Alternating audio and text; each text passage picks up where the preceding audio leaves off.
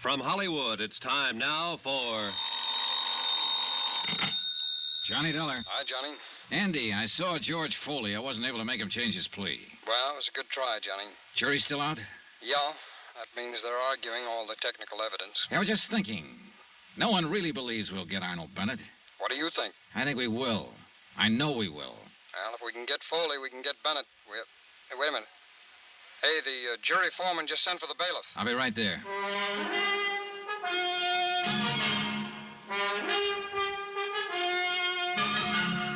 Tonight and every weekday night, Bob Bailey in the transcribed adventures of the man with the action-packed expense account, America's fabulous freelance insurance investigator. Yours truly, Johnny Dollar.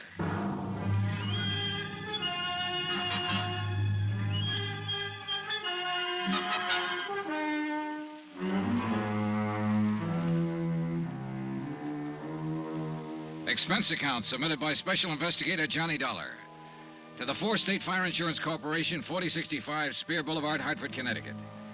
The following is an accounting of expenditures during my investigation of the Bennett arson fraud. Expense account item 11, 10 cents, 1 phone call to the hospital.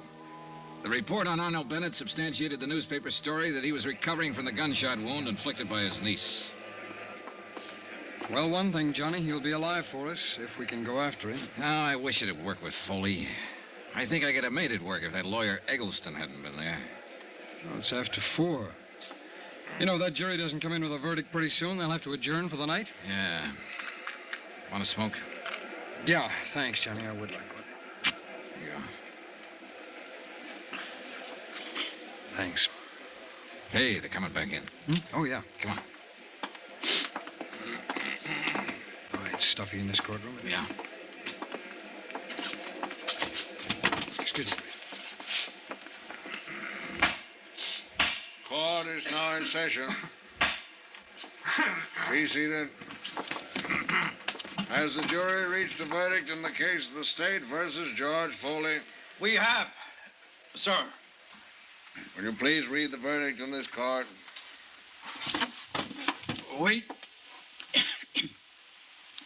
We, the jury, find the defendant, George Foley, guilty as charged. That does it. Dollar! See me, Dollar? Come see me. I got some things to tell you now.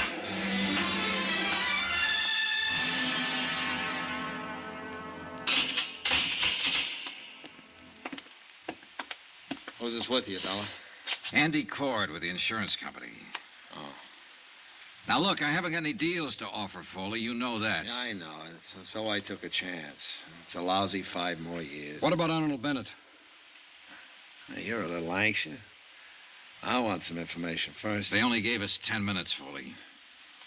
Where's Bennett now? He's still in the hospital. He's going to be all right. He's out and I'm in. That's a break. Oh, come on, Foley. Let's have it if you have anything to say. Can you get Bennett? Can you really get him? I'll tell you frankly. We think we can get him with or without your help now. It doesn't make too much difference. Maybe it'll take longer without your help, but we'll get him. The fact that the court is going to convict you for having set fire to Bennett's office building is the lever we've needed. We can go after him now. You want to help us, Foley? I don't want to help you or your stinking insurance company, but I hate the idea of Bennett, Mr. Know-and-do-everything, running around eating good food and sleeping in his nice bed while I'm rotting away in prison. Sure, he hired me to fire his building. He paid me $2,500 to put the torch to that lousy building of his. He said he could throw all the blame on a guy named Tony Midas if it ever came up. We want the facts, Foley. How'd he first contact you? Well, I got a friend who knows things, see? And my friend told me to contact him. When? A couple of days before the job. Come on, Foley. Who's your friend? I'm not going to tell you everything. Did you talk to Bennett in person about firing the building? I talked to him on the phone after my friend told me about him. Bennett said he wanted the place to go down because he's having money trouble, taxes and all, and he offered me $1,000 for the job. Now, wait a minute, Foley. You just said you got $2,500. I did. I hung up on him when he offered me $1,000. I called him back later on and told him I wanted $4,000. Well, we argued about it and finally hit on the $2,500. Did you meet him then? Sure. No, I never met him. I saw him once, and I walked by the building to look it over, but I never met him. Bennett's niece said she saw you two together, Foley, a sworn statement. Yeah, she's a liar. How about the money? How'd he pay it to you? He left it for me in the check stand at the bus terminal over on 4th Street. I told him how to do that and when to leave it. Now, let me get this straight, Foley. You made the deal to fire the building over the phone. And you went ahead and looked at the job. You never talked to Bennett in person? That's right. And you made arrangements for him to pay you $2,500 by leaving it in the check stand at the bus terminal. Yeah. When did you make these arrangements? The day before the job. How'd you work it? I just told you. I mean the money. Oh, half of it the first time, and after the job was over, he left the other half for me. And you got it all? Sure, in cash. Why were you trying to see him in the hospital after he was shot? You try and shake him down for another 5? Oh, brother. Come on, let's start over. Well, what do you mean? Oh, you're trying to sell us a bill of goods here. For what reason, I don't know, but I know this. You had to meet Bennett. You had to see him, Foley. You had to talk it over with him personally. I just told you I picked up the money in the bus terminal. I don't believe that. Bennett wouldn't have left the money for you to pick up. You could have just gone away with it. And after the building was burned, if it had been that way, Bennett didn't have to pay you the balance. Now, when did you see him? It's pretty important to know when and where and how many times you and Bennett got together. Thought you said you could get him whether I told you anything or not. We can, brother. Don't ever doubt that. But if you tell us some facts, we can get him faster. All right, now. Where did you first meet him? Was it in a restaurant? Someplace with people around? No. I met him in his car. He was parked on Market Street near 5th. That's the way we arranged to meet each other over the phones. Did anybody see you meet him? People on the street, I guess. When did this meeting happen?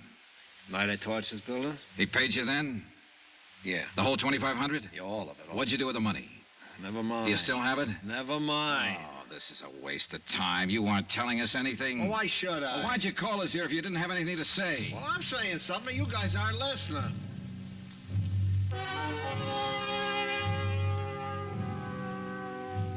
We continued questioning Foley about his association with Arnold Bennett. Each time he explained it, it was a different story. The only thing he admitted was that Bennett had hired him to fire the building. As far as the details of it were concerned, they were lost in a jumble of contradictory answers he gave us.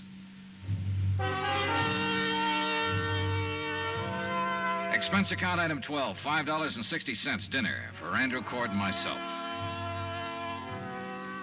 The next morning, we returned to the Hall of Justice to question George Foley once more. All right, Foley.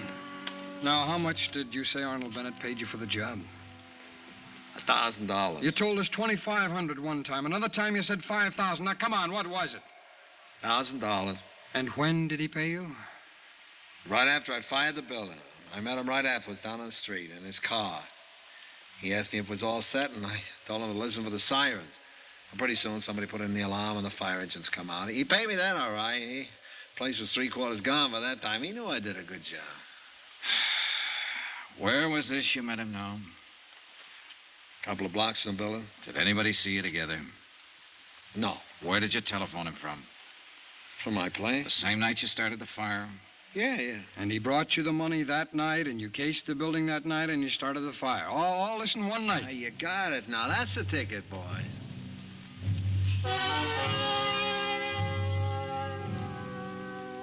It became increasingly evident that Foley was attempting to convince us that he was mentally deranged. In spite of the fact that he'd already been tried and found guilty and was slated to appear at 10:30 the following morning for sentencing. It's an old trick, and with arsonists, where sanity is questioned from the beginning, a good one. However, Foley had been examined by 3 psychiatrists appointed by the court. I waited in the jail cell with Foley while Andy Cord went out to get copies of their findings. When he returned, we showed them to Foley. Okay, good. Here you are, John. Well, what are you showing me these things for? To let you know there's no way to get out of it now, Foley. These are from psychiatrists. All of them had a good look at you. You're sane. You're all right. Do you remember when they looked at you? No. All right, look at the dates on the paper. You can read, can't you? Sure. January 15th, January 16th, January 21st. Witnesses were around for all the examinations. Well, Well, are you through playing games now? Okay, Dolly, you guys win. Come on, give us the story. I met Arnold Bennett at the Hopkins bar about a month before the fire. I made sure I'd meet him there. Now, what do you mean, Foley? Well, I've been setting fires for a living for a long time now. I always have a list of people like Bennett who could use a fire. They get around. I knew he was in trouble 4 or 5 years ago with the income tax people. They sent a guy to prison for cover-up. Tony Midas. Yeah, it's Tony Midas. I figured he'd be needing another one pretty soon, so we had a drink. I brought it up. Who paid for the drinks? He did. Who saw you together? The bartender. His name is Alfred. There was a maitre d' there, a couple of people at the table. I put the proposition up to him. How'd he like to have his building burnt down and collect his $500,000 to get himself out of trouble? Well, he said he'd like that fine. I told him it cost him $5,000 in advance. He said he couldn't raise that much, but he did manage to get $3,500 together. I took it and I did the job. What'd you do with the money? I still got it. Where? It's not going to do me any good now. I buried it in a gallon can in a vacant lot over by the tower. I could show you where. Okay. We'll get you to do that. Swell, I'll be glad to. Hey, What? I can send Bennett up the same way you're sending me up. Huh? I can testify against him at his trial.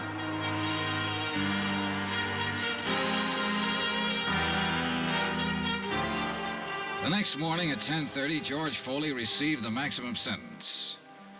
2 hours later, charges were filed against Arnold Bennett, naming him for conspiracy, arson, attempted defraud, and collusion. A warrant was issued for his immediate arrest, but it was never served. Arnold Bennett died in the hospital that night. In a way, you could still say that no one ever beat him.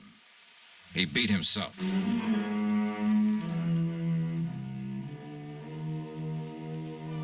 Expense account item 13, $87.50, hotel and board in San Francisco. Item 14, another $125, transportation back to Hartford. Item 15, $35, miscellaneous. Expense account total, $1,440.37. Remarks? Nothing. Yours truly, Johnny Dollar.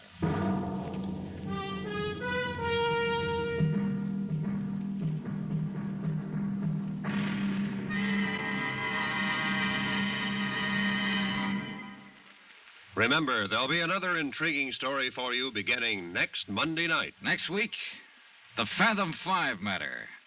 Death on the high seas. Join us, won't you? Yours truly, Johnny Dollar.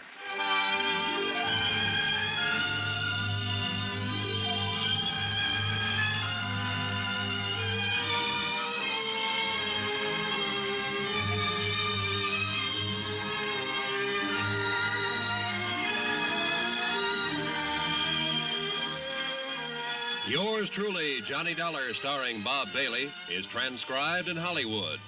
Written by John Dawson, it is produced and directed by Jack Johnstone.